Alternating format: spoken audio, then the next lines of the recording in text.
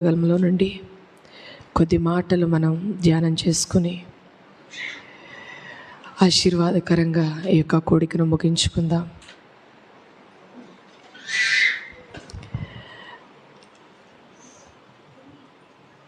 క్రైస్తవ్యంలో ఉన్న గొప్ప ఆశీర్వాదం, లోకంలో ఆశీర్వాదం లేకపోయినా కూడా దేవుణ్ణి ప్రశ్నించాం. మనం లోకంలో ఉన్నప్పుడు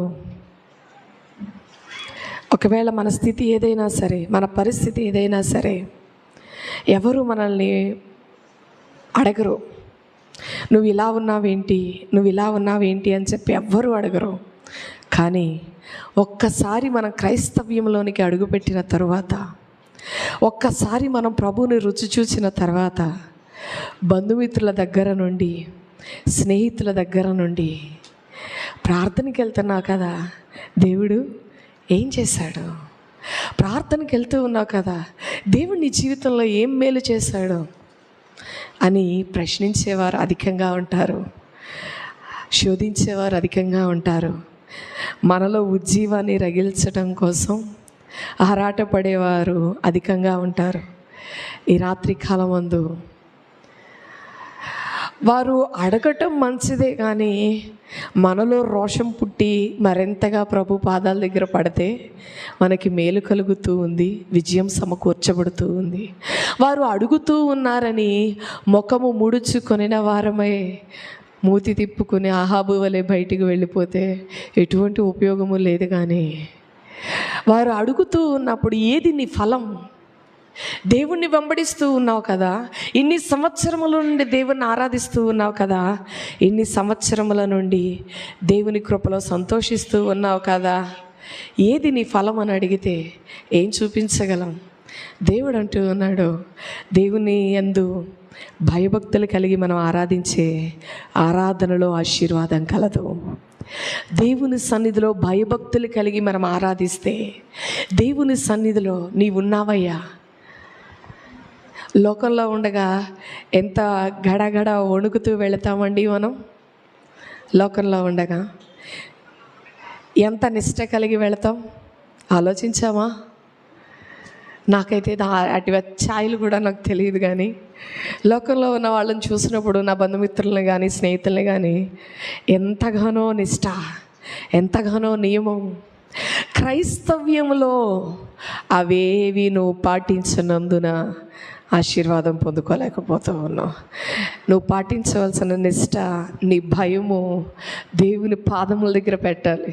అంతేగాని నువ్వు అదేదో పట్టుకొని తీసుకుని వెళ్ళి ఏదో పైన పెట్టించుకుని ఏదో చేస్తే ఆశీర్వాదం రాదు. కానీ నీ దేవుడైన యెహోవా యందు భయభక్తులు కలిగి, నీ దేవుడైన యెహోవా యందు వినయ భయభక్తులతో ఎప్పుడైతే మనం ఆయన సన్నిధిలో నిలవబడి ఆయనకు విలువనిస్తామో, అంతగా దేవుడు మనల్ని, మన కుటుంబాలను ఆశీర్వదించే దేవుడు.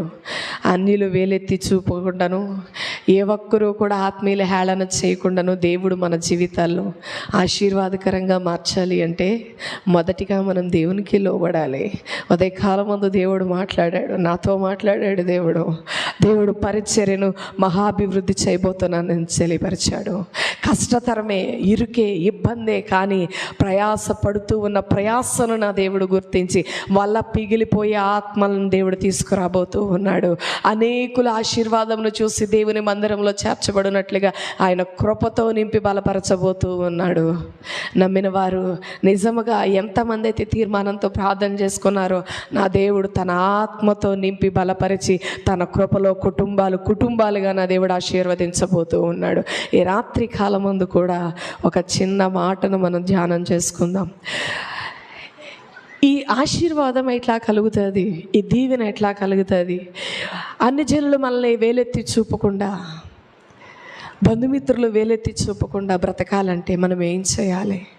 బైబిల్ గ్రంథంలో అనేకమైన కుటుంబాలు కలవు, దేవునికి లోబడిన కుటుంబాలు కలవు, దేవుని చేత దీవించబడిన కుటుంబాలు కలవు, దేవునికి విధేయత కలిగిన కుటుంబాలు కలవు, దేవుని ఉగ్రతకు లోనైన కుటుంబాలు కలవు.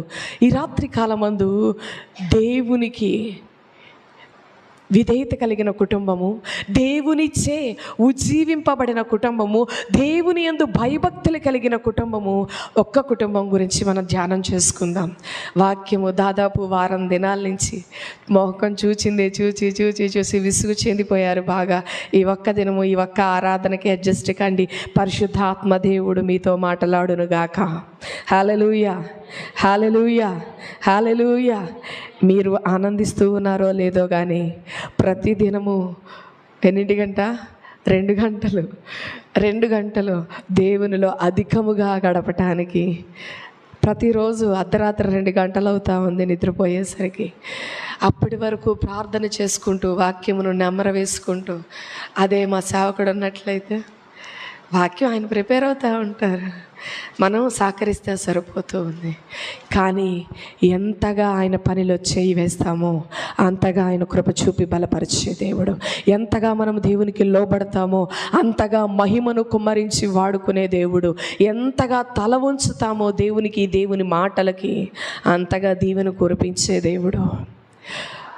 దేవుని సన్నిధిలో దేవుడు నాకు ఏం చేయట్లేదు అనే మాటకి అర్హులు ఎవ్వరూ లేరు. దేవుడు నాకు ఏ మేలు చేయటం లేదు అనే మాటకి, ఏ కార్యము చేయటం లేదని దేవుని దగ్గర సనగటానికి ఎవ్వరూ అర్హులం కాదు.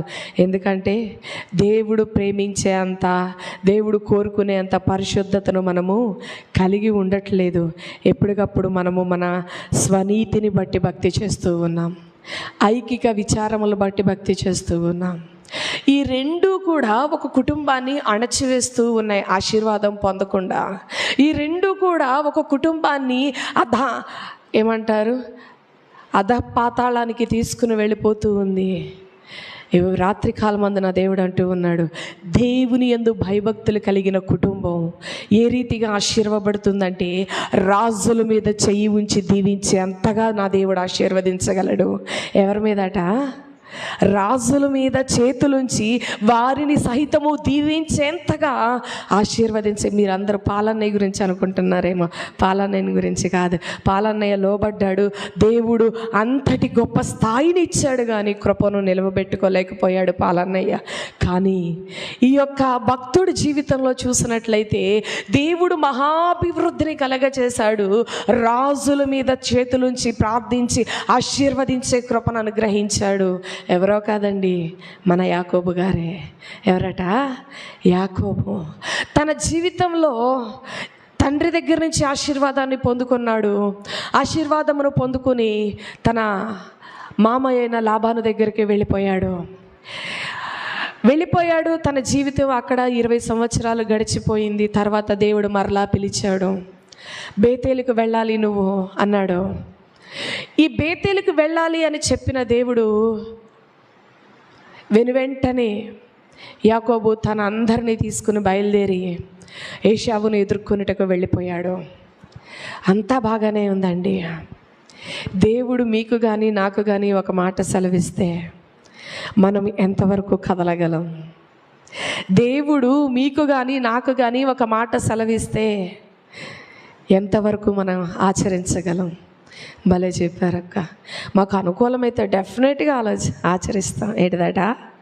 అనుకూలమైతే డెఫినెట్గా ఆచరిస్తాం. ఉపవాసం ఉండమంటావా? అది ఫ్రీనే కదా, ఈజీగా ఉంటాం. డైటింగ్ కూడా చేసినట్టుగా ఉండిద్ది. ఎలా ఉండిద్ది? డైటింగ్ కూడా చేసినట్టు ఉండిద్ది. ఉపవాసం అయితే ఫ్రీగా ఉంటాం. అదే దేవుని ఎదుట నిన్ను శుద్ధీకరించుకోవాల్సినవి, శుచిపరచుకోవాల్సినవి, తీసివేయవలసినవి దేవుడు నీతో మాట్లాడుతూ ఉంటే కష్టతరం. లోబడటం బహు కష్టతరం.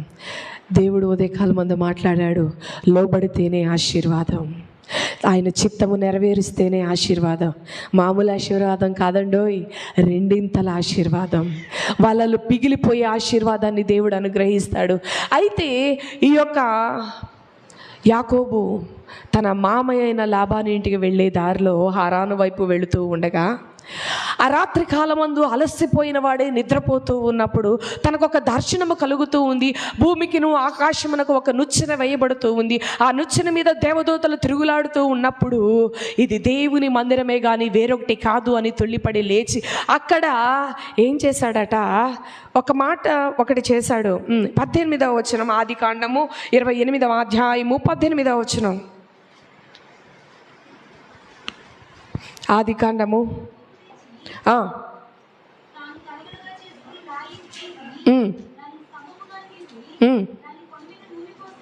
దాని కొన మీద నూనె పోసెను, మరియు ఆ స్థలమునకు బేతేలు అని పేరు పెట్టెను. ఏం చెప్పాడంట? బేతేలు అని పేరు పెట్టాడు. 20 నుంచి అమ్మా. నేను వెళుతూ ఉన్నానయ్యా, నేను తిరిగి నా తండ్రి ఇంటికి క్షేమంగా వచ్చినట్లు నేను వెళ్ళుచూ ఉన్న ఈ మార్గములో నన్ను కాపాడి తినుటకు ఆహారమును ఏం అడగట్లేదండి. తినటానికి ఆహారము, ధరించుకోవటానికి వస్త్రాలు, ఈ 2 ఇవ్వయ్యా, క్షేమాన్ని ఇవ్వు చాలు, ఇంకా నాకేం వద్దు. మరియు స్తంభముగా నిలిపిన ఈ రాయి దేవుని మందిరమగును. నీవు నాకు క్షేమాన్ని ఇస్తే, నీకు నాకు సౌఖ్యాన్ని ఇస్తే, నేను అనుకున్నవన్నీ నా జీవితంలో జరిగిస్తే, నేను ఏదో చేయటం కాదు, ఎక్కడైతే ఈ దేవుని ప్రత్యక్షతను నేను అనుభవించానో ఈ ప్రత్యక్షతలో నేను దేవుని మందిరాన్ని కడతాను. యాకోబుకు కలిగినటువంటి ప్రత్యక్షత. మరియు నీవు నాకిచ్చు యావత్తులో 10వ భాగము నిశ్చయముగా నీకు చెల్లించేదనని మొక్కుకొనెను. యాకోబు ఇదంతా కూడా దేవునితో ఒక వడంబడికను చేసుకున్నాడు. తనకు కలిగిన దైవ దర్శనమును బట్టి, తనకు కలిగిన ప్రత్యక్షతను బట్టి దేవునితో ఒక నిబంధన, ఒక మొక్కుబడిని చేసుకుని ఉన్నాడు. తన దారిన తాను వెళ్ళిపోయాడు. తన జీవితాన్ని తను గడుపుతూ ఉన్నాడు. 2 భార్యలను చేసుకున్నాడు, బిడ్డల్ని కన్నాడు. 20 సంవత్సరాలు గడిచిపోయింది. 20 సంవత్సరాలు గడిచిపోయిన తరువాత దేవుడు ఎక్కడైనా యాకోబు వెనుతిరిగి చూస్తాడేమోనని చూశాడు. దేవుడితో చేసుకున్న మొక్కుబడులను ఎక్కడన్నా చూస్తాడేమో, దేవునితో చేస్తున్న నిబంధనను ఎక్కడన్నా జ్ఞాపకం చేసుకుంటాడేమోనని మాటిమాటికి తరచి దేవుడు చూస్తూ ఉన్నాడు. అయినను కూడా యాకోబులో ఎటువంటి చలనము కానీ, యాకోబులో ఏది కూడా కనబడట్లేదు. కనబడకనందున దేవుడు ఎవరిని లేపారంట? లాబాను కుమారుని లేపాడు. చదువుదాం 31వ అధ్యాయము 1వ వచనం.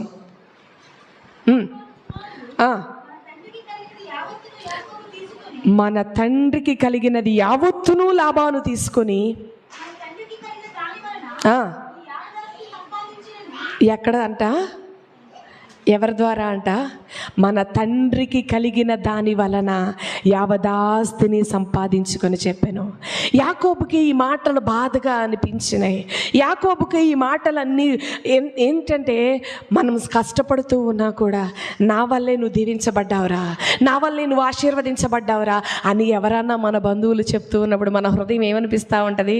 చివుక్కుమనిపిస్తూ ఉంటుంది. నేనెంత పని చేస్తూ ఉన్నాను, నేనెంత కష్టపడుతూ ఉన్నాను, నా రెక్కలు మొక్కలు చేసుకొని నేను పని చేస్తూ ఉన్నా కూడా ఏంటంట, నా వల్లే ముందు దీవించబడ్డావు, నా వల్లే, నేను సహాయము చేయకపోతే నీకు బ్రతికెక్కడిది, నేను నిన్ను ఆదరించకపోతే నీ బ్రతికెక్కడిది. ఈ మాటలు వింటూ ఉన్నప్పుడు ఏమనిపిస్తుంది? హృదయము చివుక్కు అంటూ ఉంటుంది. ఈ మాటలు వింటూ ఉన్నారు యాకోబు, లాబాను కుమారులు అంటూ ఉన్నప్పుడు ఈ యాకోబులో ఒక చలనం కలిగింది. నిన్న మొన్న ఉన్నట్లుగా యాకోబు ముఖము లేదు, బాధతో వేదనతో నిండిపోయింది యాకోబు ముఖం. మన జీవితాల్లో ఎన్ని మాటలో, ఎన్ని అవమానాలో, నన్ను కాదు, ఏంటంట, నన్ను కాదు, అసలు నన్ను కాదు. అవును, ఒకవేళ మీరు సాయం చేస్తే చేశారు, మీ వల్ల అయ్యి ఉండొచ్చుగా, కానీ మాటేగా, ఒక మాట పడితే ఏమవుతుంది? అదే దేవుడు నేను హెచ్చరిస్తే, never mind your own business. నువ్వు నన్ను అంటాకేంటయ్యా? ఎవరైనా మనుషులంటే నేను పడతాను, కానీ జీవం ఇచ్చిన దేవుడు, బ్రతుకునిచ్చిన దేవుడు, కృపనిచ్చి సర్వసత్యంలో నడిపిస్తూ ఉన్న దేవుడు అంటే ఎక్కడ లేని పౌరుషం మనకి పుట్టుకొచ్చేస్తుంది. కానీ యాకోబు అలాంటి వాడు కాదు. ఎప్పుడైతే ఒక మనిషి తను హెచ్చరిస్తూ ఉన్నాడో, ఒక మనిషి మా వలనే నువ్వు దీవించబడ్డావు, మా వలనే నువ్వు ఆశీర్వదించబడ్డావు అని చెప్పి ఎప్పుడైతే మాట్లాడుతూ ఉన్నాడో యాకోబులో రోషము పొడుచుకువచ్చింది. యాకోబు ముఖములో ఒక రకమైన బాధ కలుగుతూ ఉంది. ఆ బాధను బట్టి ఉండగా అప్పుడు యెహోవా బాధను చూచాడు.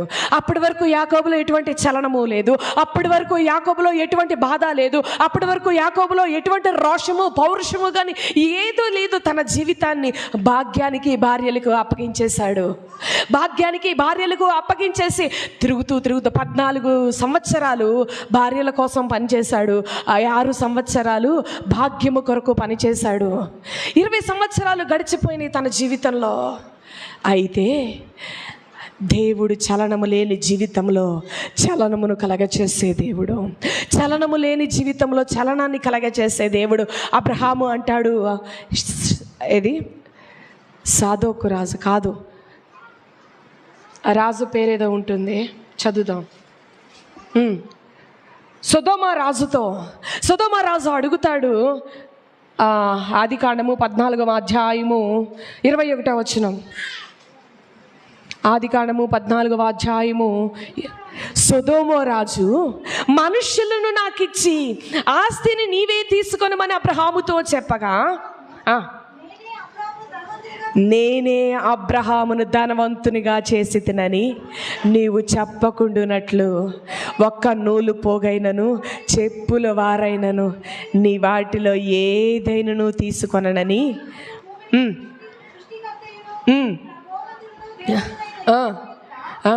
నా చేయి ఎత్తి ప్రమాణము చేసి ఉన్నాను. యాకోబుది ఏ బ్లడ్ అంట? అబ్రహాము మనవడగా ఉన్నాడు యాకోబు. రోషము కలిగిన దేవుని కుమారునిగా ఉన్నాడు యాకోబు. నీవు నేను ఆయన విలువైన రక్తము చేత కడగబడి, నీవు నేను ఆయన అమూల్యమైన రక్తము చేత కడగబడి మనలో ఏం కలగాలట? అన్యజనులు ఆత్మీయులు మనల్ని హేళన చేస్తూ ఉన్నప్పుడు మనలో ఏం కలగాలి? ఒక రోషము కలగాలి. దేవుని కొరకు నేను బ్రతకాలి, మనుషుల వలన కాదు కానీ దీవెన కలగ చేసే దేవుని కోసమే నేను బ్రతకాలి, ఆశీర్వదించే దేవుని కోసమే నేను బ్రతకాలి, కృపను అనుగ్రహించే దేవుని కోసమే నేను బ్రతకాలి అన్న ఆశతో రోషము కలిగి మనం ఉంటే, బాధతో మనం ఉంటే నిశ్చయముగా నా దేవుని యొక్క కనుదృష్టి మన మీదకి దిగిరాబోతూ ఉంది.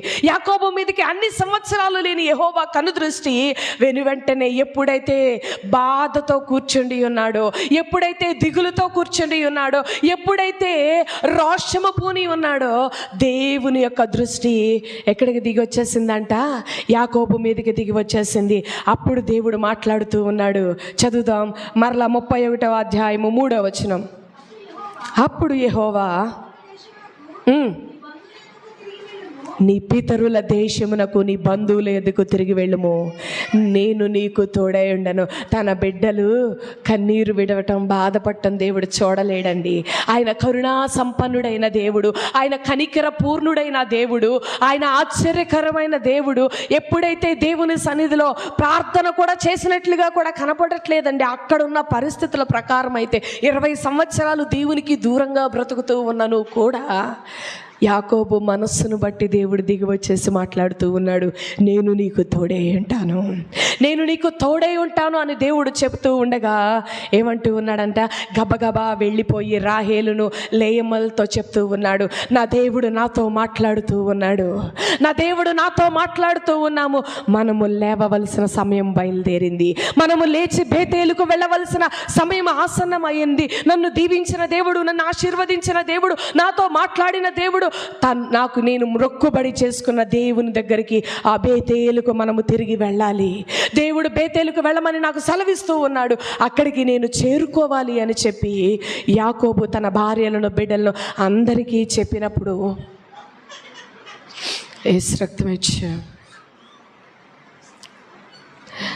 అందరికీ చెప్పినప్పుడు 13వ వచనం చదువుదాం. నువ్వెక్కడ స్తంభము మీద నూనె పోసితవో, ఎక్కడ నాకు మొక్కుబడి చేసితవో, ఆ బేతేలు దేవుడను నేనే. ఇప్పుడు నీవు లేచి ఈ దేశముల నుండి బయలుదేరి నీవు పుట్టిన దేశమునకు తిరిగి వెళ్ళమని నాతో చెప్పిన నేను. వెంటనే తన భార్యలతో చెప్పారు. తన భార్యలు ఇద్దరు కూడా అన్యురాళ్ళు. ఎవరండి? ప్రార్థన తెలిసిన వారేం కాదు, అన్యురాలు. తనకు పుట్టిన పిల్లలకు కూడా భక్తి తెలియదు, అన్యురాళ్ళు. యాకోబును బట్టి మాత్రమే లేయమ్మ దేవుణ్ణి స్తుతిస్తూ ఉంది. యాకోబును బట్టి మాత్రమే లేయమ్మ ప్రతిసారి దేవుని మీద ఆధారపడుతూ ఆనుకుంటూ ఉంది.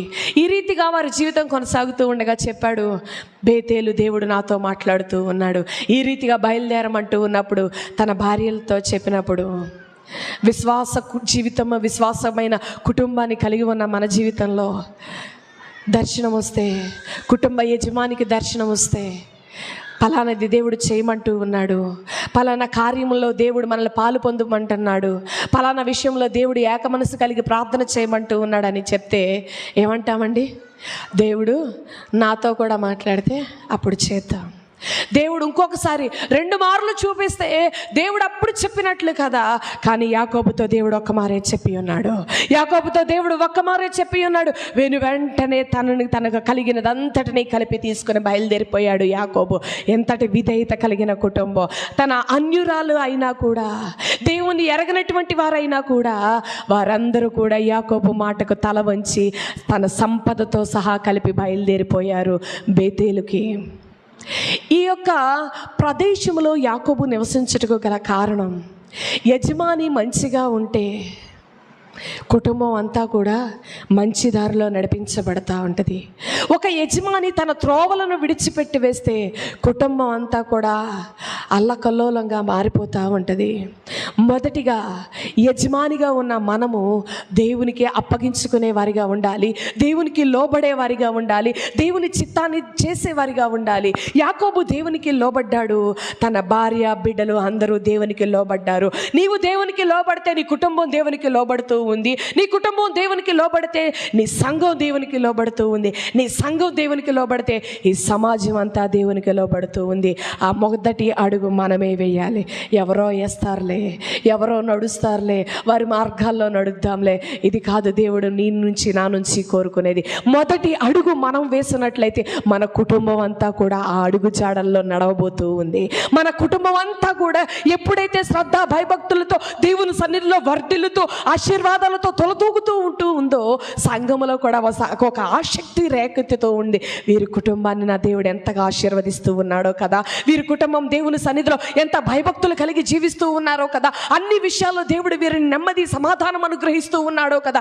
వీరు చేసినట్లుగా భక్తి నేను కూడా చేస్తే నన్ను నా కుటుంబాన్ని నా దేవుడు దీవిస్తాడేమో, నన్ను నా కుటుంబాన్ని నా దేవుడు ఆశీర్వదిస్తాడేమో, నాకున్న లోటులన్నింటిలో నుంచి నా దేవుడు విడుదల కలగ చేస్తాడేమోనని రోషము కలిగి సంఘంలో ఒక ఉజ్జీవం మొదలవుతూ ఉంది. సంఘం అంతా ఉజ్జీవింపబడి అనేకుల కొరకు ప్రార్థన చేసినప్పుడు పేతురు కొరకు ఎవరు ప్రార్థన చేశారట? ఒకరా?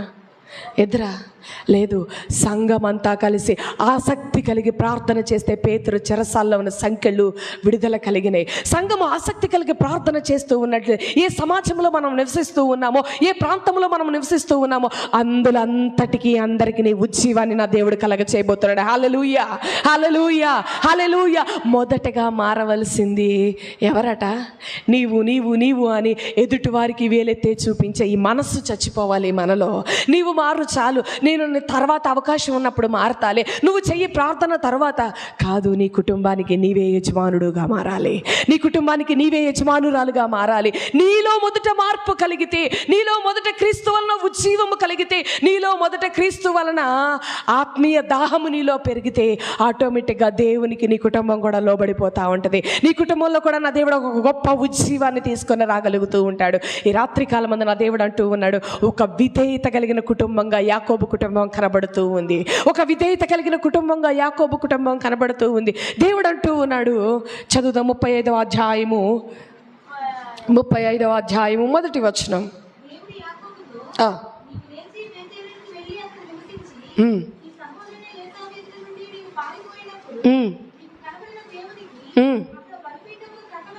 చాలమ్మా, ఇక్కడ 4 మాటలు మనం ధ్యానం చేయవలసిన వారమై ఉన్నాం. ఏమంట? 4 మాటలు మనం ధ్యానం చేయవలసిన వారు ఉన్నాం. యాకోబు సిద్ధమైపోయాడు. యాకోబు పద్దనరాములో ఉన్నాడు. పద్దనరాము నుండి దేవుడు ఎక్కడికి వెళ్ళమన్నాడు? బేతేలుకు వెళ్ళమన్నాడు. కానీ యాకోబు బేతేలుకు వెళ్ళలేదండి. యాకోబు బేతేలుకు వెళ్ళలేదు.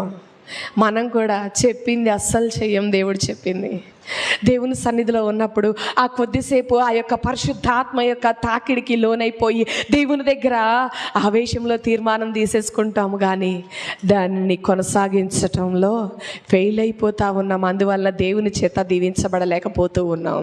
పరిశుద్ధాత్మ యొక్క ప్రభావానికి లోనయ్యి పరిశుద్ధాత్మ చేత రేపబడిన వారే దేవుని సన్నిధిలో ఉన్నంత వరకు దేవుని మాటల చేత హెచ్చరింపబడి ఆదరించబడి దీవించబడాలి నేను అనే రోషము పూని దేవుని సన్నిధిలో ఉంటూ ఉన్నాము. కానీ ఎప్పుడైతే మందిరపు మెట్లు దిగుతూ వెళ్తూ ఉన్నామో వెంటనే లోకంలో ఉన్న ఐకిక విచారము మనల్ని ఏం చేస్తుందట, ఏలుబడి చేస్తూ ఉంది.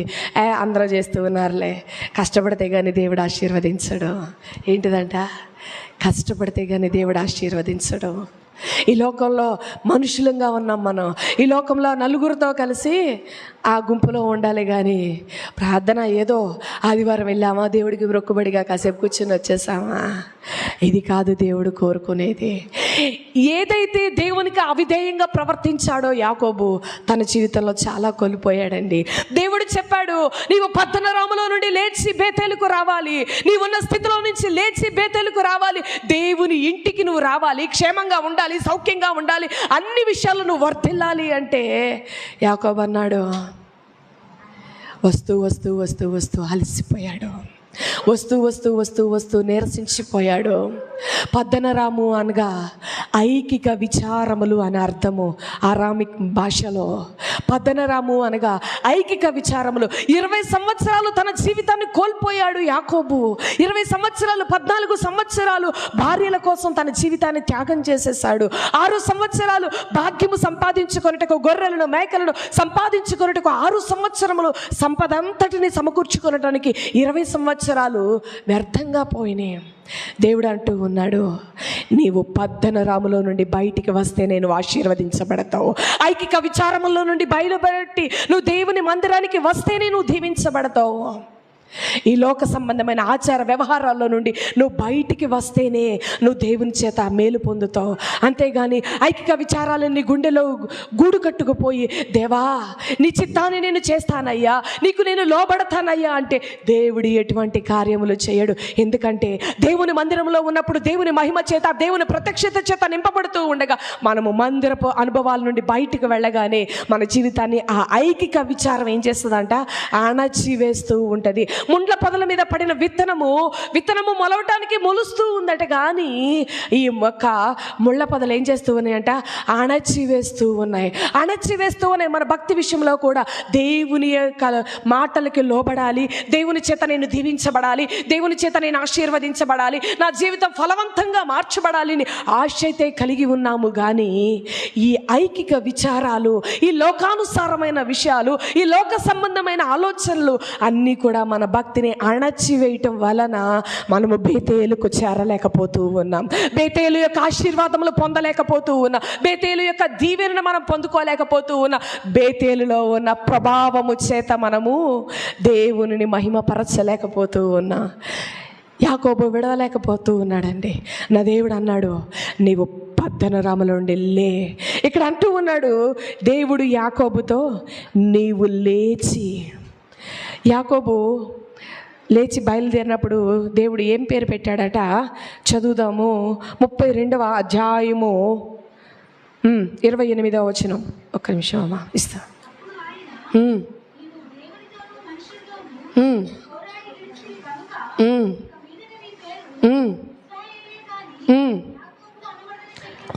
యాకోబు అనబడదు, ఏమన్నాడు, ఇశ్రాయేలే. ఆ లేలో చాలా లక్షణాలు ఉన్నాయి, ఆ లేలో చాలా అనుభవాలు ఉన్నాయి. ఎవరిని అంటాము లే, నువ్వు లే అని ఎవరిని అంటాము? పడిపోయిన వారిని. పడ్డావు కదా, లే, ఇక చాలు, ఇంకా ఎంతసేపు నెలలో ఉంటావు, నువ్వు లే. కృంగిపోతూ ఉన్న వారిని, లే, నా దేవుడు నిన్ను బలపరచబోతూ ఉన్నాడు.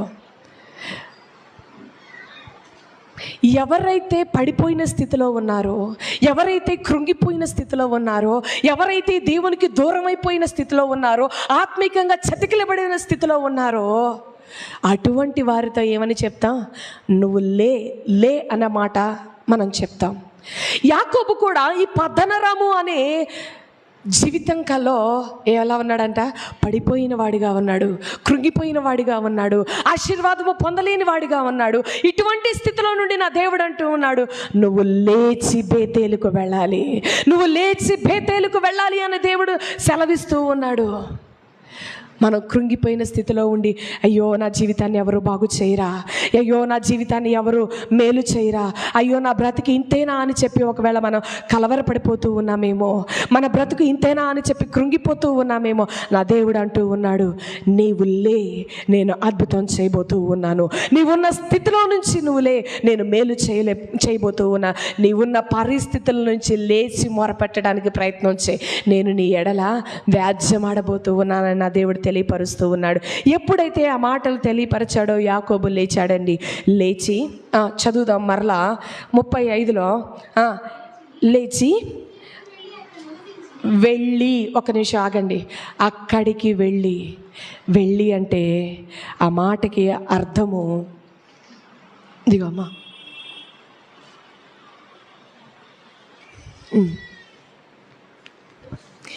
వెళ్ళి నువ్వు మారు మనస్సు పొందాలి, నువ్వు మారు మనస్సు పొందాలి.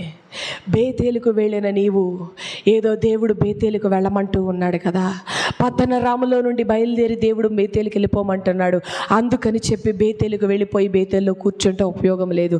బేతేలుకు వచ్చిన నీవేం చేయాలట? మారు మనసు పొందాలి. అక్కడకు వెళ్ళి నువ్వు చేయవలసిన పని మారు మనసు పొందాలి. తర్వాత నివసించి అక్కడ ఏం చేయాలట? నువ్వు నివసించాలి. మందిరములో నువ్వు నివసించాలి. నువ్వు మందిరములో నివసించే అనుభవాలు నీకు లేకపోతే, మందిరంలో దేవుని యొక్క నామాన్ని జ్ఞాపకము చేసుకునే అనుభవాలు నీకు లేకపోతే, దేవుని కృపలను జ్ఞాపకం చేసుకునే అనుభవాలు నీకు లేకపోతే ఎలాగూ నువ్వు దేవుని స్తుతించలేవు. స్తుతి నీ స్థితిని మారుస్తూ ఉంది, స్తుతి నీ పరిస్థితులను తారుమారు చేస్తూ ఉంది దేవుని సన్నిధిలో. ఏంటిమా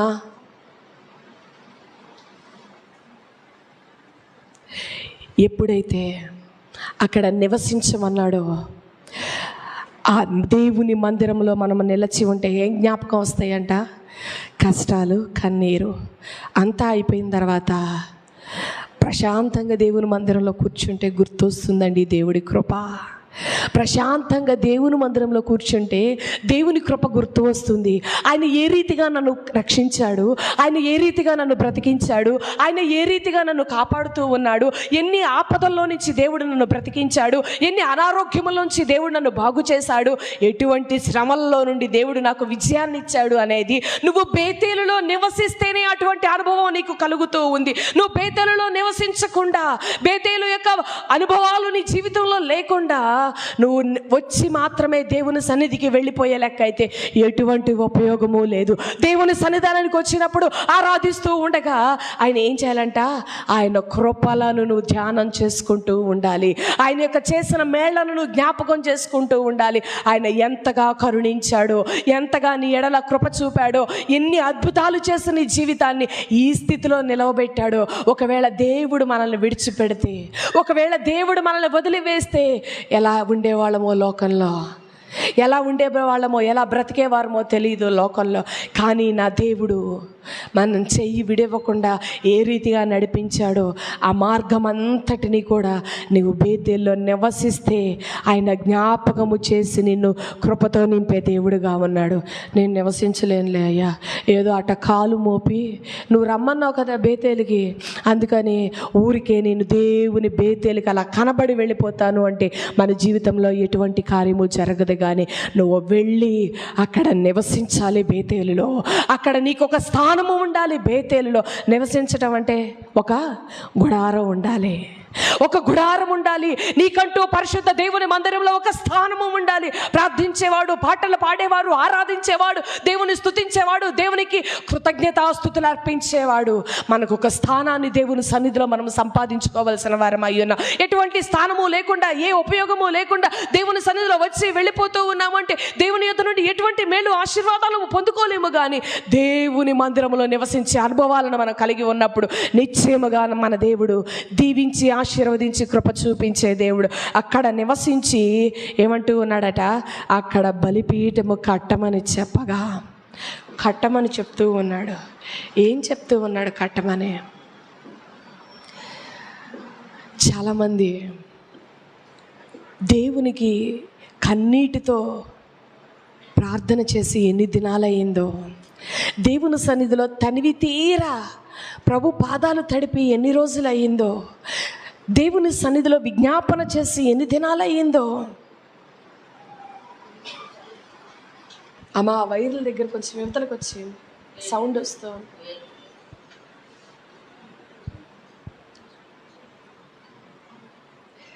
దేవుని ఎదుట ఏ బలిపీఠం మనది పగలగొట్టబడి ఉందో, ఏ బలిపీఠము వదిలివేశామో, ఏ బలిపీఠాన్ని విడిచిపెట్టామో ఆ బలిపీఠాన్ని తిరిగి కట్టాలి.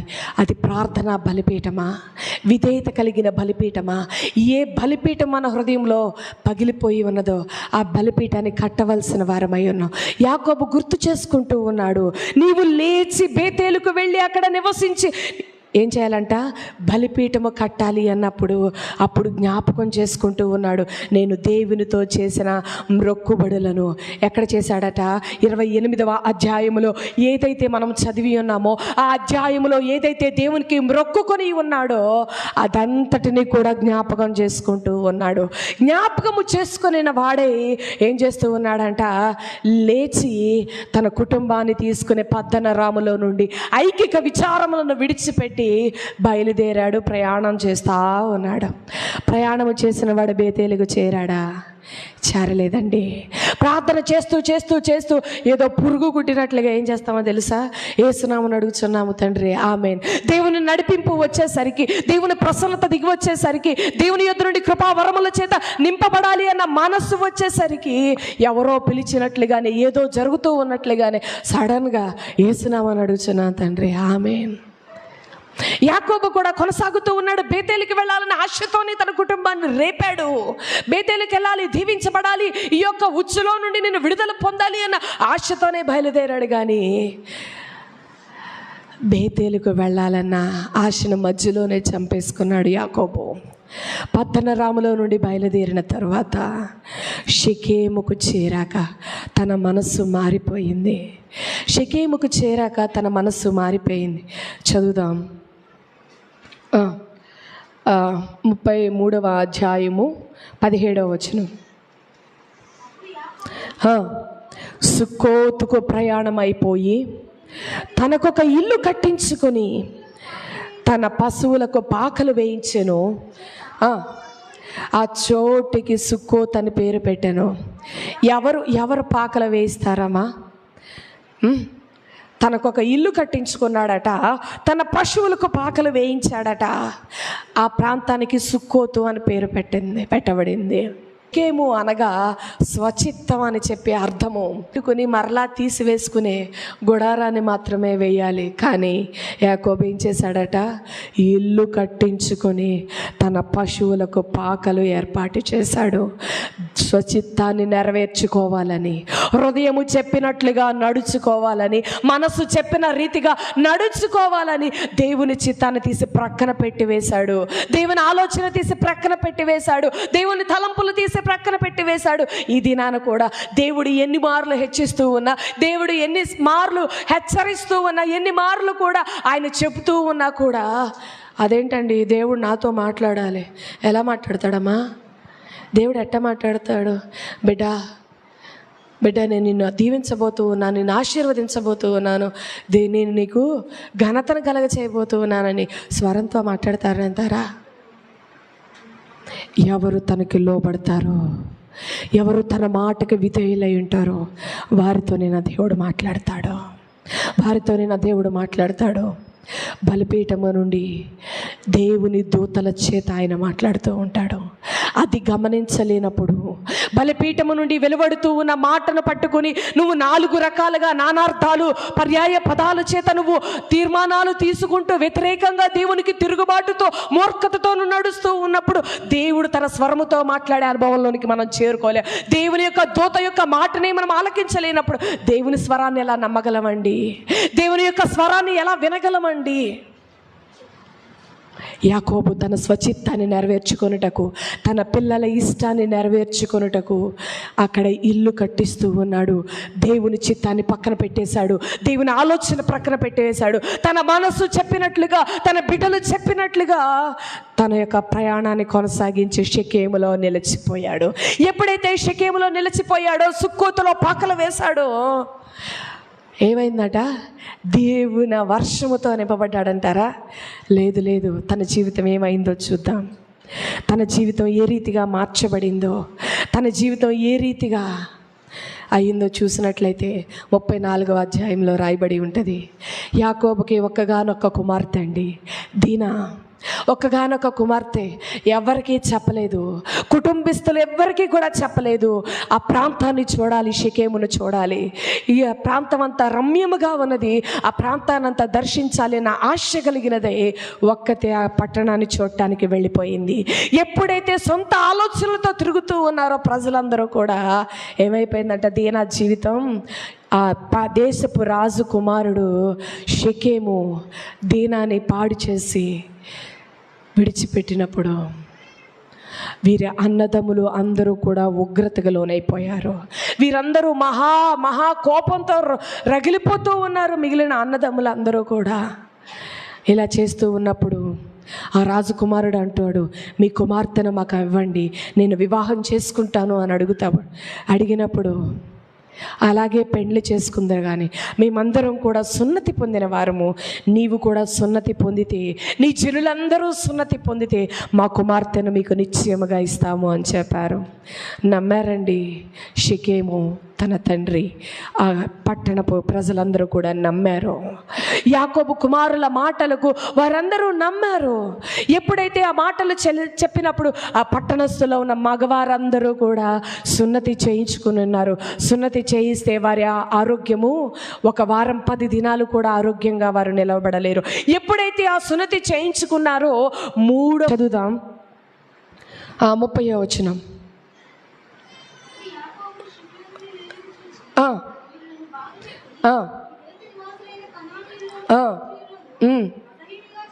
అసహ్యునిగా చేసితిరి, నా జనసంఖ్య కొంచెమే, వారు నా మీదికి గుంపుగా వచ్చి నన్ను చంపేస్తారు, నేను నా ఇంటి వారు నాశనమగుదును. ఏమంటూ ఉన్నాడంట? నా జనసంఖ్య కొంచెమే. యాకోబులో భయం ఆవరించడం మొదలు పెట్టేసింది. యాకోబులో భయం ఆవరిస్తూ ఉంది. నేను కొద్ది మందిగానే ఉన్నాను, ఆ పట్టణస్థులందరినీ కూడా చంపేసి ఉన్నారు, వారందరూ దొమ్మిగా వచ్చి నన్ను చంపేస్తారేమో, నా జనాల్ని చంపేస్తారేమో, నా ప్రజలందరినీ కూడా చంపేస్తారేమోనన్న కలవరం, వేదన యాకోబు గుండెలో గూడు కట్టుకుపోయి భయముతో బ్రతికేటట్లుగా యాకోబు తన జీవితాన్ని మొదలుపెట్టాడు. ఏదైతే స్వచిత్తాన్ని చేస్తూ ఉన్నామో, దేవుని చిత్తాన్ని, దేవుని మాటను ప్రక్కన పెట్టి దేవుడు ఏది తెలియపరుస్తూ ఉన్నాడో, ఏది ఆజ్ఞాపిస్తూ ఉన్నాడో అదంతటిని ప్రక్కన పెట్టి స్వచిత్తాన్ని జరిగిస్తూ ఉన్నప్పుడు ఏం జరిగిందంట? తనకు, తన బిడ్డలకు నష్టమే కలిగింది కానీ ఎక్కడా మేలు కలిగినట్లుగా యాకోబు జీవితంలో లేదు. ఎప్పుడైతే దేవుడు చెప్పాడు బేతేలుకు ప్రయాణమైపోమని, దేవుడు చెప్పాడు బేతేలులో నన్ను ఆరాధించమని, దేవుడు చెప్పాడు నువ్వు మొక్కుకుని నా మొక్కుబడులు అక్కడ చెల్లించమని, దేవుడు చెప్పాడు ఆ మొక్కుబడులకి చెల్లించి దేవునికి ఒక బలిపీఠం కట్టాలి అని, అవన్నీ విడిచిపెట్టేసిన వాడే తనకొక ఇల్లు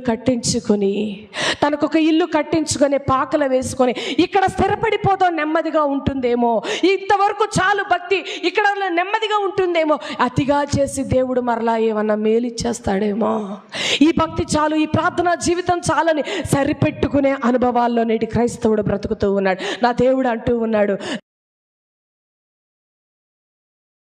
మనల్ని దీవించాలని ఆశపడుతూ ఉన్నాడు, దేవుడు మనల్ని ఆశీర్వదించాలని ఆశపడుతూ ఉన్నాడు. కానీ మనం ఏం చేస్తూ ఉన్నామంట? ఐకిక విచారముల చేతను, స్వచిత్తము చేతను మనకు మనమే నష్టాన్ని సమకూర్చుకుంటూ ఉన్నాం. ఐకిక విచారముల చేతను ఈ యొక్క స్వచిత్తాన్ని నెరవేర్చుటలో మనకి మనమే నష్టాన్ని కలగజేసుకుంటూ ఉన్నాం. అప్పుడు యాకోబు అంటూ ఉన్నాడు,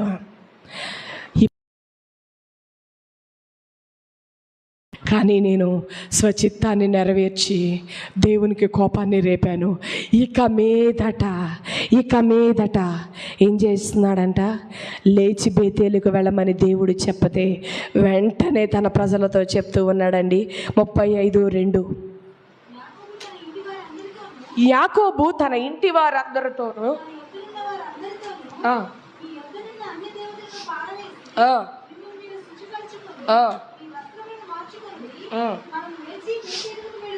చాలమ్మా. ఎక్కడి నుంచి వచ్చింది భయము? ఎక్కడి నుంచి వచ్చింది కలవరము? ఎక్కడి నుంచి వచ్చింది ఈ విధేయత? ఎక్కడి నుంచి వచ్చింది ఈ ఉజ్జీవము యాకోబులో? ఇప్పటి వరకు దేవుడు మాట్లాడాడు, దేవుడు చెప్పాడు, బయలుదేరాడు, ఆగిపోతూ ఉన్నాడు, శాపాన్ని కొని తెచ్చుకొని ఉన్నాడు, శ్రమలను కొని తెచ్చుకొని ఉన్నాడు. కానీ ఇప్పుడు ఏమంటూ ఉన్నాడట? మరలా దేవుడిని మాట ప్రత్యక్షం అవ్వగానే అంటూ ఉన్నాడు, యాకోబు తన ఇంటి వారందరితో కూడా, తనతో ఎద్దనున్న వారందరితో కూడా, మీ ఎద్దనున్న అన్య దేవతలను పారవేయండి. యాకోబు గమనించాడు. ఎప్పుడైతే లాబాను వచ్చి నా గృహదేవతలను మీరు దొంగిలించారు అన్నప్పుడు ఎవరి దగ్గర కూడా అవి దొరకలేదు. దాచిపెట్టిన రాహేలమ్మ మార్గమధ్యం అందే మరణించింది. ఈ దేవతలు మరణించలేదండి అప్పటికి ఇంకాను. ఈ దేవతలన్నీ కూడా మన మధ్యలోనే ఉన్నాయి, వారికి దొరకలేదు. లాబాను అబద్ధం ఆడలేదు అంటే ఆ విగ్రహములు ఏవో అన్య దేవతలు మనలోనే ఉన్నాయి. మొదటిగా ఏం చేయాలంట? మీ యొద్దనున్న అన్య దేవతలను పారవేసి, కుటుంబ యజమానునిగా మన బాధ్యత, మన కుటుంబాన్ని ఏం చేయాలట? శుద్ధి చేయవలసిన బాధ్యత మన మీద ఉంచాడు దేవుడు. మన కుటుంబాన్ని శుద్ధి చేయవలసిన బాధ్యతను దేవుని సన్నిధిలో ఎంతగా శుద్ధి చేసుకొనుటకు, అయ్యా నన్ను శుద్ధీకరించు లేదు, నీవు శుద్ధీకరించబడాలి. నీ కుటుంబాన్ని అంతటినీ కూడా శుద్ధీకరించి దైవ భక్తి కలిగిన యజమానునిగా మొదటిగా మనం దేవునికి లోపడితే, మొదటిగా మనం దేవుని మాటకి విలువనిస్తే, మొదటిగా మనం దేవుని లక్ష్యాన్ని మనం గౌరవిస్తే, దేవుడు మనకు ఆశ్చర్యకరమైన సహాయాన్ని జరిగిస్తాడు. దేవుడు యాకోబుతో మాటిమాటికి మాట్లాడి దేవుడు యాకోబును పురికొల్పవలసిన అవసరం లేదండి. కాకపోతే యాకోబు ఎలాంటి వాడట? దేవుడు మాట సెలవిచ్చినప్పుడు వెనువెంటనే లోబడిపోయేవాడు. ఎప్పుడైతే పతనరాములో ఉన్నప్పుడు దేవుడు మాట్లాడాడో వెనువెంటనే బయలుదేరిపోయాడు. సుక్కోతులో ఆగిపోయాడు, మళ్ళా శ్రమ పెట్టబడ్డాడు. మరలా సుక్కోతులో ఆగిపోయినప్పుడు మరలా అదే దేవుడు మాట్లాడుతూ ఉన్నాడు. ఏం మాట్లాడుతూ ఉన్నాడంట? దేవుడు యాకోబుతో 35 మొదటి వచనంలో మాట్లాడుతూ ఉన్నాడు, నీవు లేచి ఎక్కడ మొక్కుకొని ఉన్నావో, ఎక్కడ దేవుని నామాన్ని మందిరంగా కడతానని చెప్పి ఉన్నావో అక్కడికి నువ్వు బయలుదేరి వెళ్ళాలి అని దేవుడు యాకోబును విడిచిపెట్టలేదండి. దేవుని చిత్తాన్ని నెరవేర్చాలన్న ఉద్దేశం కలిగిన వారిని, దేవుని మాట విని దాని ప్రకారముగా నడుచుకోవాలి అన్న ఉద్దేశం కలిగిన వారిని ఏంటంట? గాఢాంధకారపు లోయల్లో నేను సంచరించనను, నీ చెయ్యి నన్ను విడిచిపెట్టలేదయ్యా, నీ దండము నన్ను ఆదరిస్తూ ఉందయ్యా, నీ దుడ్డు కర్ర నన్ను నడిపిస్తూ ఉందయ్యా. ఆయన త్రోసివేడు శ్రమల గుండా, ఆయన త్రోసివేడు అగాధముల గుండా, ఆయన త్రోసివేడు అవమానముల గుండా దేవుని సన్నిధిలో దేవునికి విరోధముగా నడుచుకుని మనమే కీడును అనుభవిస్తూ ఉన్నాం, మనమే కీడును తెచ్చుకుని అనుభవిస్తూ ఉన్నాం. నా దేవుడు అంటూ ఉన్నాడు, ఎప్పుడైతే యాకోబు తన కుటుంబీకులందరితో చెప్తూ ఉన్నాడు, మీలో ఉన్న విగ్రహాలన్నీ కూడా తీసివేయాలి అని చెప్తూ ఉన్నప్పుడు వెంటనే వారిలో ఉన్నవన్నీ కూడా తీసివేసి ఏం చేశారట?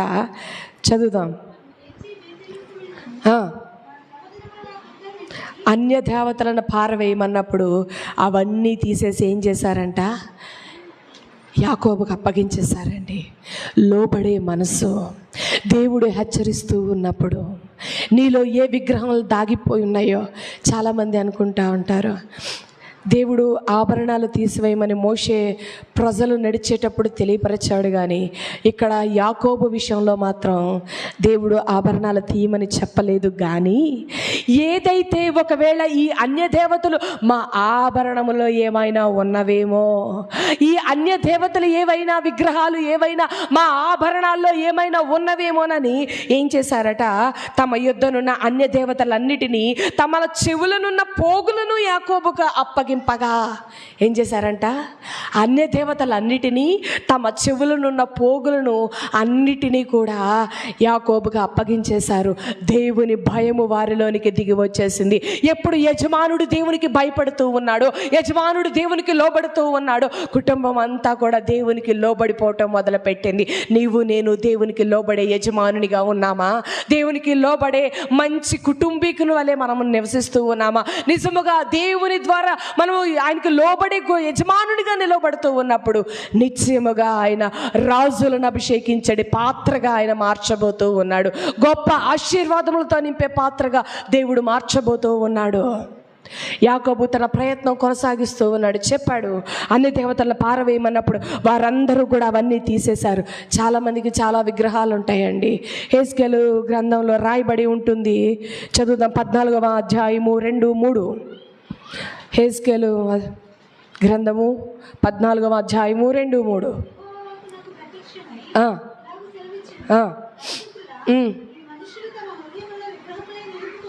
ఈ మనుషులు తమ హృదయములో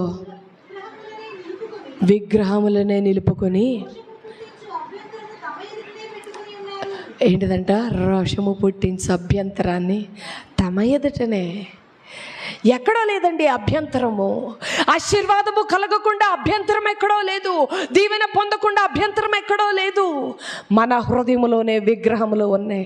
విగ్రహములు అంటే పోత పోసినవి కాదు, చెక్కినవి కాదు, ఇవి కాదు దేవుడు మాట్లాడేది. నీ మనస్సులో ఉన్న విగ్రహములను తీసివేయాలి. నీ హృదయంలో ఉన్న విగ్రహములు కొంతమందికి సెల్ ఫోనే విగ్రహం అండి, కొంతమందికి టీవీలే విగ్రహం అండి, కొంతమందికి మనుషులే విగ్రహం అండి.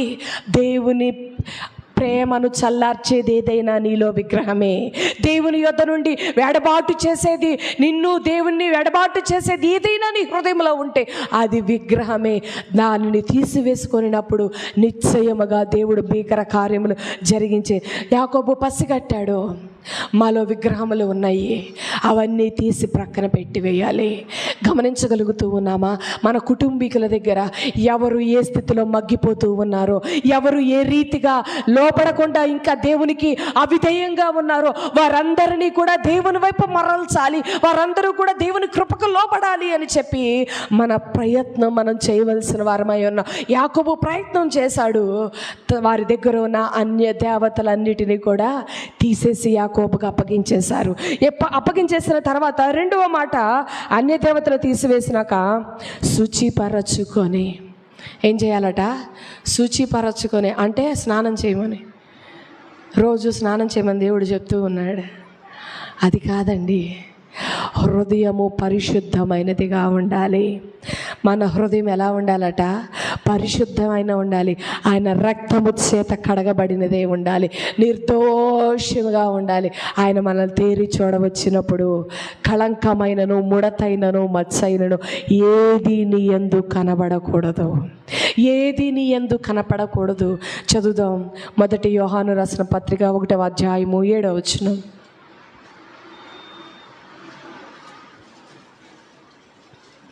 1 యోహానుకు రాసిన పత్రిక 1వ అధ్యాయము 7వ వచనం.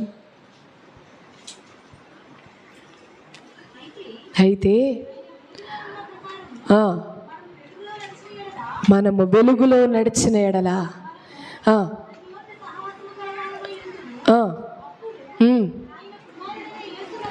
ఆయన కుమారుడైన యేసు రక్తము ప్రతి పాపము నుండి మనలను పవిత్రులనుగా చేయును. యేసు రక్తము ద్వారా మనం పరిశుద్ధపరచబడవలసిన వారమై ఉన్నాం. యేసు రక్తము ద్వారా మనలో ఉన్న ప్రతి విధమైన అవిధేయతలను, ప్రతి విధమైన ఆటంకములను శుద్ధి చేసుకోవాల్సిన వారమై ఉన్నాం. ఇక్కడ శుచి చేసుకోమంటే స్నానం చేసి ఇది చేయమని చెప్పి అర్థం. చాలామంది శరీరానికి ఇచ్చిన ప్రిఫరెన్స్ ఆత్మకి ఇవ్వరండి. శరీరాన్ని కడిగి రుద్దిందే రుద్ది దీనికి శుద్ధి చేస్తూ ఉన్నావు, మరి ఆత్మకు పట్టిన మకిలిని ఎప్పుడు కడుగుతావు? ఆత్మకు పట్టిన ప్రతి విధమైన అవిధేయతని ఎప్పుడు కడుగుతావు? దేవుని మాటల ద్వారా నువ్వు శుద్ధిపరచబడాలి, దేవుని ఆత్మ ద్వారా నువ్వు శుద్ధీకరించబడాలి, దేవుని రక్తము ద్వారా మనము శుద్ధీకరించబడాలి. తర్వాత అంటూ ఉన్నాడు, మీ వస్త్రాలు మార్చుకొనుడే. మీ వస్త్రాలు మార్చుకొనిడి అంటే ప్రవర్తనను మార్చుకోవాలి, మన ప్రవర్తనను మార్చుకోవాలి, ఆలోచన విధానాన్ని మార్చుకోవాలి. దేవుని సన్నిధికి వస్తూ ఉన్నప్పుడు ఒకవేళ మూర్ఖ స్వభావంతో ఉన్నామేమో, దేవుని సన్నిధానానికి వస్తూ ఉన్నప్పుడు ఒకవేళ అవిధేయ ప్రవర్తనను కలిగి ఉన్నామేమో, దేవునికి విరోధమైన మనస్సును కలిగి ఉన్నామేమో, మనుషులకి ఇష్టానుసారమైన ప్రవర్తనను మనం కలిగి ఉన్నామేమో, ఎదుటి వ్యక్తిని ఆకర్షించాలి, ఎదుటి వ్యక్తి యొక్క మాటలకు నేను లోబడిపోవాలి అన్న మనస్సును కలిగి ఉన్నామేమో, కానీ అటువంటి ప్రవర్తన అంతటిని కూడా విడిచిపెట్టి దేవునికి నన్ను నేను అప్పగించుకోవాలి అన్న మనస్సును అన్న ప్రవర్తనను కలిగి ఉన్నప్పుడు నిశ్చయముగా దేవుడు కార్యములు చేసి బేతేలుకు నడిపించే దేవుడుగా ఉన్నాడు, బేతేలుకు నడిపించే దేవుడుగా ఉన్నాడు. అంతేగాని చేయవలసిన పనులన్నీ చేయకుండా దేవుని యొద్ద విధేయులుగా మనము జీవించలేము. యాకోబు భయభక్తులు కలిగిన కుటుంబ యజమానిగా కనబడుతూ ఉన్నాడు, భయభక్తులు కలిగిన ఒక ఉజ్జీవించబడే కుటుంబ యజమానిగా కనపడుతూ ఉన్నాడు. ఈ దినమందు దేవుని మాట వెలువడుతూ ఉన్నప్పుడు, ఇంతకాలము నీ మాట వెలువడుతూ ఉన్నా నేను భయము చెందలేదయ్యా, ఇంతవరకు నీ మాట వెలువడుతూ ఉన్నా నాలో ఎటువంటి చలనము లేదయ్యా, ఇంతకాలము నీ మాట వెలువడుతూ ఉన్నా కూడా ఎట్టి కృపకు నేను లోబడలేకపోయానయ్యా, ఇక మీదట నీ చిత్తానుసారముగా నేను నడుస్తాను, నా స్వచిత్తాన్ని నేను విడిచిపెడతాను, నా యొక్క ఐకిక విచారములను విడిచిపెట్టి నీ మీదే ఆధారపడి నడుస్తానయ్యా అని చెప్పి దేవుని సన్నిధిలో ఒక తీర్మానంతో మనం నడిచినప్పుడు నిశ్చయముగా దేవుడు మనల్ని బేతేలుకు చేర్చే దేవుడు అయి ఉన్నాడు. చాలామంది బలిపీఠాలు కట్టాలి అన్నప్పుడు ఏం చేస్తూ ఉంటారట, ప్రార్థనే కదా చేద్దాం. ప్రార్థన చాలా కష్టం అండి. అందరూ మనస్సు కలిపి ప్రార్థన చేయటం చాలా కష్టం. ఒకరు సమకూడితే ఇంకొకరు సమకూడరు, ఒకరు కన్నీటితో ప్రార్థన చేస్తే ఇంకొకరు ఎగతాళిగా నవ్వుతూ ఉంటారు. కానీ ఎప్పుడైతే ఏక మనస్సు కలిగి ప్రార్థన చేస్తామో, ఏక ఆత్మతో ప్రార్థన చేస్తామో, దేవుడు అంటూ ఉన్నాడు, ఏ స్థితిలో మన బలిపీఠం బ్రద్దలైపోయినదో, ఒకప్పుడు కలిగిన ప్రార్థన ఆత్మ, ఒకప్పుడు కలిగిన ప్రార్థన ఆవేశము, ఒకప్పుడు కలిగిన ఆత్మీయతను ఒకవేళ కోల్పోయామేమో, దేవుడు ఎఫెసీ సంఘంతో దేవుడు మాట్లాడుతూ ఉన్నాడు. ప్రకటన గ్రంథంలో చదివినట్లయితే చదువుదాం, 2వ అధ్యాయము 4-5 వచనాలు చదివినట్లయితే, మొదటి ప్రేమను మొదటి క్రియలను జ్ఞాపకం చేసుకోవాలి. మొదటి ప్రేమను మొదటి క్రియలను జ్ఞాపకము చేసుకోవాల్సి, మొదటిలో భక్తిలోకి వచ్చిన మొదటిలో ఎంతగానో ప్రార్థించేవాడివో, ఎంతగా దేవుని పాదములు పట్టుకునేవాడివో, ఎంతగా ప్రార్థించి దేవుని ఎదురు నుండి ఈవులు పొందేవాడివో, ఈనాడు ఏమైపోయింది మా ఈ అనుభవాలు? ఈనాడు ఏమైపోయినాయి? ఐకిక విచారాలు అణిచివేస్తూ ఉన్నాయి, ఐకిక విచారాలు బలిపీఠాన్ని బద్దలు కొట్టేస్తూ ఉన్నాయి. ఐకిక విచారాలు. అమ్మ ఒక మాట చెప్తా ఉంటుంది, బాబు చిన్నప్పుడు ఏంటిదంట, ఎక్కడికైనా వెళ్దామని వాళ్ళ తాతయ్య అడిగితే, మేము క్రైస్తవులము తాత, మేమేమి చేయము. ఆ భక్తి ఏమైపోతా ఉంది, ఆ భక్తి ఏమైపోతూ ఉంది, ఆ భయము ఏమైపోతూ ఉంది. రాను రాను భక్తిలో మన భయము మనతో కూడా పెరిగేదిగా ఉండాలి, మన ఆశీర్వాదం కూడా మనతో పాటు పెరిగిపోతూ ఉంటుంది, మన దీవెన కూడా మనతో పాటు పెరిగిపోతూ ఉంది. దేవునికి ఎంతగా లోబడిపోతామో, దేవునికి ఎంతగా ఆయన సన్నిధిలో తల ఒగ్గి జీవిస్తామో అంతగా ఆయన దీవించే దేవుడై ఉన్నాడు, అంతగా ఆయన ఆశీర్వదించే దేవుడై ఉన్నాడు. యాకోబు తన స్వచిత్తాన్ని జరిగించినంత కాలము వర్ధిల్లలేదండి. నష్టమే, కష్టమే, అవమానాలే, నరహంతకులుగా మారిపోయారు బిడ్డలు. ఎప్పుడైతే దేవునికి తను తల వంచుకుని తన కుటుంబం అంతా కూడా దేవుని సన్నిధిలో తల ఒగ్గేటట్లుగా చేశాడో, దేవుడు ఎక్కడికి నడిపించాడంట? బేతేలుకు నడిపించాడు యాకోబు కుటుంబాన్ని. యాకోబు కుటుంబాన్ని బేతేలుకు నడిపించటమే కాదండి, ఏ రీతిగా ఆ యొక్క 12 మంది కుమారులను దేవుడు వర్ధిల్ల చేశాడో మనం చూస్తూ ఉంటాము. యూదాలో నుండి ప్రముఖుడు బయలు వెడలేటట్లుగా, క్రీస్తు ఆ వంశంలో నుండి బయటకు వచ్చేటట్లుగా దేవుడు యాకోబును దీవించేశాడు, తన సంతానాన్ని. దేవునికి లోబడట్లో ఉన్న ఆశీర్వాదం, దేవునికి భయభక్తులు కలిగి ఉండటం వలన ఆశీర్వాదం ఈ రాత్రి కాలమందు భక్తి చేస్తూ ఉన్న మన జీవితాల్లో కూడా యాకోబు లోబడిపోయినట్లుగా. యాకోబు అనుకున్నాడు, ఒకవేళ షెకెములో ఉంటే దేవుడు నన్ను దీవిస్తాడేమోలే. పద్దనరాములో 20 సంవత్సరాలు మేకల్నిచ్చాడు, గొర్రెల్నిచ్చాడు, నేను ఏది అనుకుంటే అది దాన్ని వర్ధిల్ల చేసేసాడు కదా, ఈ షెకెములో కూడా నన్ను దీవిస్తాడులే అనుకుని విపరీతమైన ధోరణితో ఏం చేశాడట, మూర్ఖ స్వభావముతో షెకేములో ఇల్లు కట్టించుకొని అన్నాడు. మనం కూడా అనుకుంటాం, ప్రార్థన చేసినా చేయకపోయినా, బలిపీఠం బ్రద్దలైపోయినా కూడా దేవుడు ఏం చేస్తూ ఉంటాడట, మేలు చేస్తాడులే. నా దేవుడి రాత్రి కాలమంతా అంటున్నాడు. మళ్ళీ చదువుదామమ్మా, ప్రకటన గ్రంథము 2వ అధ్యాయము 4-5 వచనాలు. అయినను మొదట నీకుండిన ప్రేమను నీవు వదిలితివని నేను నీ మీద తప్పు ఒకటి మోపవలసి ఉన్నది.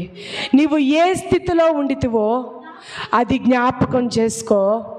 మారు మనసు పొందితే నా మొదటి క్రియలను చేయుము. అట్లు చేసి చాలమ్మా, చాలు. ఏ స్థితిలో నువ్వు పడిపోయావు, మొదటిలో ఎంత నువ్వు దేవుని ఎదుట నీ క్రియలను కనపరచావో, ఎంత భయమును దేవుని ఎదుట కనపరచావో, ఎంత ప్రేమను, ఎంత ఆసక్తిని నీ మొదటి భక్తి, మొదటి జీవితంలో కనపరచావో, వాటిని నువ్వు విడిచిపెట్టకుండా బలిపీఠముతో మరలా దేవుని సన్నిధిలో రేపబడేటట్లుగా ఉండాలి. నీ కుటుంబాన్ని రేపేవాడిగా నువ్వు నివసించాలి. ఈ రాత్రి నా దేవుడు అంటూ ఉన్నాడు, మొదటిగా నీవు లేవాలి. లేచిన నీవు నీ కుటుంబాన్ని సిద్ధపరచాలి. నీ సంఘంలో ఉజ్జీవం కలగాలి, నీ సమాజంలో ఉజ్జీవం కలగాలి. ఇవన్నీ జరగాలి అంటే మొదటిగా మంచి గృహ నిర్వాహకుడిగా మనం మార్చబడాలి. మంచి గృహ నిర్వాహకుడిగా మనం మార్చబడినప్పుడు ఆటోమేటిక్గా దేవుని భయము యాకోబు మీదకి ఎలా వచ్చేసిందంట, చుట్టుపక్కల ఒకప్పుడు ప్రజలను చూసి భయపడిన యాకోబు, చదువుదా 35:5 వచనం. వారు ప్రయాణమైపోయినప్పుడు దేవుని భయము వారి చుట్టూనున్న పట్టణముల మీద నుండెను గనుక వారు యాకోబు కుమారులను తరమలేదు. ఏం చేశారంట, దేవుని భయము కమ్ముకుంటుందండి. దేవుని భయము కమ్ముకుంటుంది. ఎవరు ఏదో అంటారు, ఎవరికో భయపడి జీవించవలసిన అవసరం లేదు. ఎప్పుడైతే నువ్వు దేవునికి లోబడతావో, దేవుని ఆజ్ఞలు పాటించేటట్లుగా, దేవుడు చెప్పినట్లుగా చేయటానికి నువ్వు పూనుకుంటావో, మనుషులకు భయపడటం కాదు, వారికి భయమును కలగచేస్తాడు. వారికి భయమును కలగచేసి నీకు నెమ్మదిని, సమాధానాన్ని కలగజేస్తాడు. యాకోబు జీవితంలో కూడా దేవుని మాటను నెరవేర్చినంత వరకు ఏం చేశాడంట, నా జనసంఖ్య కొంచెమే, వారు నన్ను చంపేస్తారేమోనన్న భయముతో ఉన్నాడు. కానీ ఎప్పుడైతే దేవునికి తన కుటుంబం లోబరుచుకునేటట్లుగా చేసుకొని ఉన్నాడో, వెంటనే ఏం జరిగిందంట, దేవుని భయము చుట్టుపక్కల ఉన్న పట్టణాలన్నిటి మీద నిలబడిపోయింది. దేవుని భయము వీరి దేవుడు తోడై ఉన్నాడు, వీరి దేవుడు తోడై ఉన్నాడు అన్న భయము చుట్టుపక్కల ఉన్న పట్టణాలన్నీ కూడా తెలియపరచబడింది. దేవుని సన్నిధిలో ఎంతగా మనము భయభక్తులు కలిగి ఉంటామో, మొదట నువ్వు లోబడని వాదాలు, వంతులు వేసుకునే భక్తి మనకు వద్దండి. నాకు నేనుగా దేవునికి లోబడాలి, నాకు నేనుగా దేవుని ఎదుట సాగిలపడాలి. నేను మరొక తరాన్ని నేను తీసుకుని రాబోతూ ఉన్నాను, మరొక తరానికి దేవుణ్ణి పరిచయం చేయబోతూ ఉన్నాను, మరొక తరాన్ని దేవుని కృపలో స్థిరపరచబడిపోతూ ఉన్నాను. నేనే లోబడకపోతే నా తరం ఏ రీతిగా లోబడుతూ ఉంది దేవునికి, నేనే దేవునిలో నడవకపోతే నా తరం ఏ రీతిగా దేవునిలో నడుస్తూ ఉంది, నేనే దేవుని ఆజ్ఞలను అంగీకరించకపోతే నా తరం దేవుని ఆజ్ఞలను అంగీకరించదు. నీ బిడ్డలకు నువ్వే ఒక మాదిరిగా ఉండాలి, నీ కుటుంబానికి నువ్వే ఒక మాదిరిగా ఉండాలి, నీ సంఘానికి నువ్వే ఒక మాదిరిగా ఉండాలి. వంతులు వేసి వాదాలు వేసే భక్తి మనకొద్దు. ఆశీర్వదించగలిగే భక్తిని మనం చేద్దాం, దీవించబడే భక్తిని మనము చేద్దాము. మనం అనుకుంటూ ఉంటాం, ఇప్పుడు కాకపోతే ఎప్పుడో లోపడదాంలే, ఇంకా చాలా సమయం ఉంది కదా, లోకంలో ప్రజలు జీవిస్తూ ఉన్నారు కదా, వారిలాగా నేను కూడా జీవిస్తానులే, ఎప్పుడో ఒకప్పుడు దేవుడు ఒకనొక సమయం అందు లేవలేని స్థితి వచ్చినప్పుడు అప్పుడు దేవునికి లోపడదాంలే. దేవుడు నా దగ్గర ఆశీర్వాదాలన్నీ అయిపోయినాయి. ఏషావు అంటూ ఉన్నాడు, తండ్రి ఒక్క దీవెనైనా లేదా నన్ను దీవించుటకు. లేదు బిడ్డ, దీవెనలన్నీ అయిపోయినాయి. ఏసావు ఏం చేయాలనుకున్నాడంట, మారు మనసు పొందని అవకాశం లేదంట. కన్నీళ్లతో వేడుకున్నా కూడా మారు మనసు పొందని అవకాశం లేదంట ఏసావుకి. ఈ రాత్రి కాలమందు ఇప్పుడు కాదులే ఎప్పుడో లోబడదాము, ఇప్పుడు కాదులే ఎప్పుడో దేవుని కృప పొందుకుందాము అనుకుంటే దీవెన చవి చూడలేము. ఏది చేసినా మనకి నష్టమే కలుగుతూ ఉంటుంది. ఏది చేసిన ఆశీర్వాదాన్ని మనం చవి చూడలేము. ఎప్పుడైతే దేవుని చిత్తానికి మనల్ని మనం అప్పగించుకుంటామో, దేవుని యొక్క మాటకి మనం అప్పగించుకుంటామో, ఆయన చెప్పునది మీతో చెప్పునది చేయుడు అని దేవుడు ఏది తెలియపరుస్తూ ఉన్నాడో ఆ మాటకు లోబడిపోయినప్పటికీ వెంటనే దేవుడు భీకర కార్యాలు జరిగించే దేవుడై ఉన్నాడు, అద్భుతాలు జరిగించే దేవుడై ఉన్నాడు. తల వంచినట్లయితే ప్రార్థన చేద్దాం. దేవా, నేను లోబడతానయ్యా, మొదట నేను దీవించబడాలి, నాలో ఒక ఉజ్జీవం కలగాలయ్యా. యాకోబును మాటి మాటికి నువ్వు రేపుతూ ఉన్నావు గనుక యాకోబు లోబడిపోయాడయ్యా, దీవించబడిపోయాడయ్యా. నేను లోబడతాను, నా వలన నా కుటుంబం లోబడిపోవాలి, నా కుటుంబం వలన నా సంఘంలో ఉజ్జీవం రావాలి, నా సంఘంలో ఉజ్జీవం వలన నా సమాజంలో ఉజ్జీవం రావాలి. ఈ మార్పు నా వల్లే కలగాలయ్యా. ఎవరికి వారుగా దేవుణ్ణి అడుగుదాం. ఒక మంచి తరముగా నువ్వు స్థిరపరచబడిపోతున్నావు రాబో దినాల్లో, ఒక మంచి కుటుంబీకుడిగా నువ్వు స్థిరపరచబోతున్నావు రాబో దినాల్లో.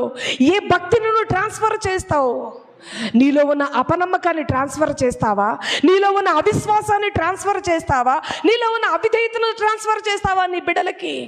ఏది నువ్వు కుటుంబ యజమానునిగా నువ్వు మార్చబడబోతూ ఉన్నావు? ఏ అంశాన్ని నీ బిడ్డలకు నువ్వు నేర్పించబోతూ ఉన్నావు? ఒక మంచి గృహ యాజకత్వము చేసే కుటుంబీకులుగా దేవుడు మార్చునుగాక. ఒక మంచి కుటుంబాలను ఏలే యజమానులుగా దేవుడు మార్చునుగాక. దేవునికి చేరువ చేసే యజమానులుగా దేవుడు మార్చునుగాక. అడుగుదామా దేవుణ్ణి? దేవా, గడిచిపోయింది ఏదో గడిచిపోయిందయ్యా, ఇక మీదట నీవు చెప్పింది చెప్పినట్లుగా చేస్తాం, నువ్వు చెప్పింది చెప్పినట్లుగా చేస్తామయ్యా. మాలో ఉన్న ప్రతి అవిధేయతలను కడుగుకుంటాము, మాలో ఉన్న విగ్రహాలను తీసివేస్తామయ్యా. నీ ప్రేమ నుండి ఎడబాపునది ఏదైనా విగ్రహమే అని తెలియపరుస్తూ ఉన్న దేవుడువు. అభ్యంతరాలన్నీ మా కన్నుల ముందే ఉన్నాయి, ఆటంకాలన్నీ మా కన్నుల ముందే ఉన్నాయి. అయినను చలనము లేని స్థితి, అయినను చలనము లేని స్థితి. ఆశ లేని వాడిని దేవుడు కూడా ఏం చేయలేడండి. వర్ధిల్లాలి, దీవించబడాలి, కృపతో నింపబడాలి. ఇది దేవుని ఆశ. మీరు ఫలించి అభివృద్ధి పొంది బహుగా దీవించబడాలి. ఇది దేవుని కోరిక, ఇది దేవుని ఆశ అయ్యున్నది. దేవుని ఆశ నాకు అక్కర్లేదు, నా ఇష్టానుసారంగా నా జీవితాన్ని నేను జీవిస్తాను అంటే ఎటువంటి దీవెన పొందుకోలేము.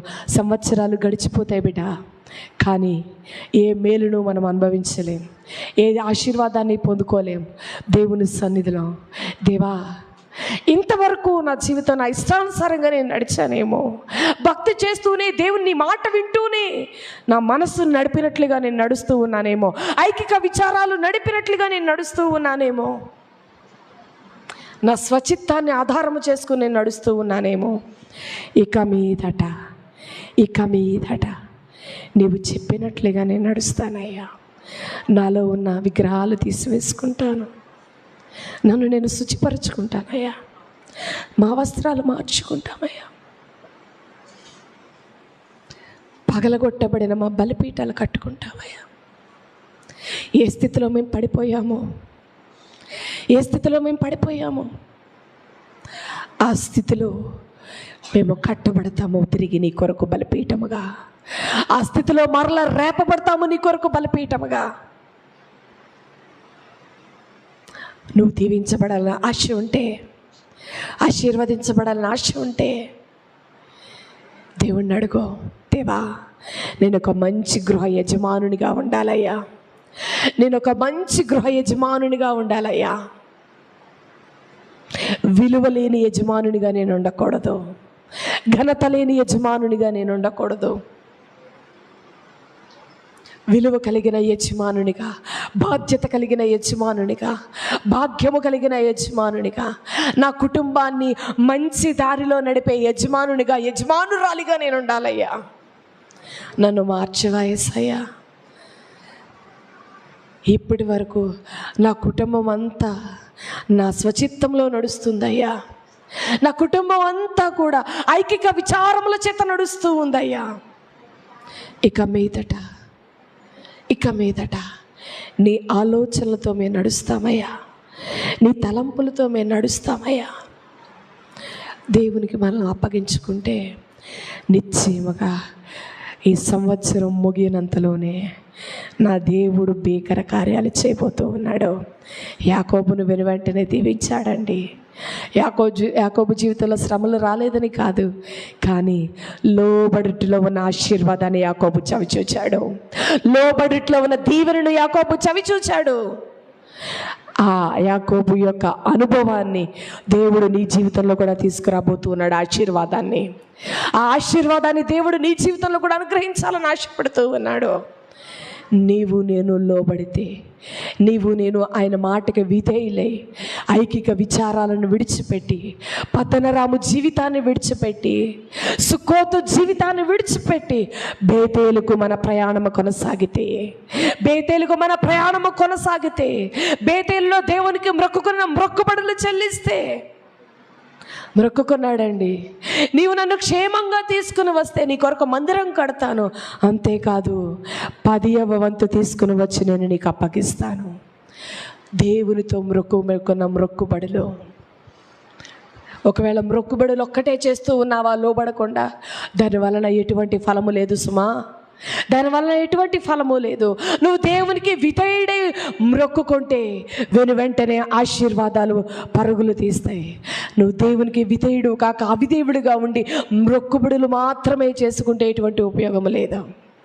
దేవునికి విధేయుడిగా మార్చబడి, దేవా నేను లోబడతానయ్యా, ఇప్పటి వరకు అనేక మంది యజమానులను చూశానయ్యా, రకరకాలుగా ఉన్నారు, ఇదంతా కాదయ్యా, నేను మంచి గృహ నిర్వాహకుడిగా మార్చబడాలి, నా తరాన్ని నేను నీ కొరకు సిద్ధపరచాలి, భక్తి మార్గంలో పెంచాలి.